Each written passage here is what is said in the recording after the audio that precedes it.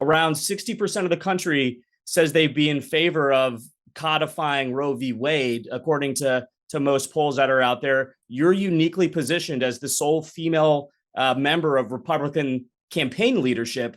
How are you telling candidates across the country to approach this issue? What I would say is Republicans have to address it. It's something voters want to hear. They're looking for consensus in their specific state, but they have to talk about the extremeness of the Democrats. And what I say as a woman is Democrats agree with having gender selection abortion. They think just because a baby is a girl, that's okay. They believe in 9-month abortion. Most of the country, close to 80% of the country, does not agree with that. They want limits. So address it, but then treat voters like the whole voter. Voters don't wake up thinking about one issue every day. Women don't wake up thinking about abortion every day, all day. We are really worried about the deficits our kids are facing in schools. We are very worried about crime. We are very worried about the high price of gas and rent prices and grocery prices. So we have to encompass the whole voter as we talk about this issue and not just focus on one single issue. I think that's a little demeaning to voters.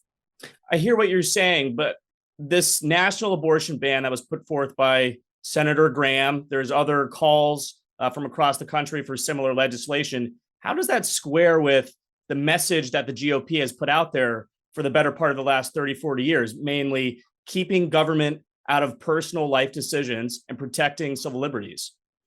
Well, I think the Dobbs decision does exactly what Republicans have always thought, is that it should go back to the states. I think Lindsey was trying to highlight the extreme position of Democrats, that they do believe that abortion should take place on a woman's due date. I think most voters think that's egregious, that when a baby can live, that you shouldn't be having an abortion. It shouldn't be taxpayer funded.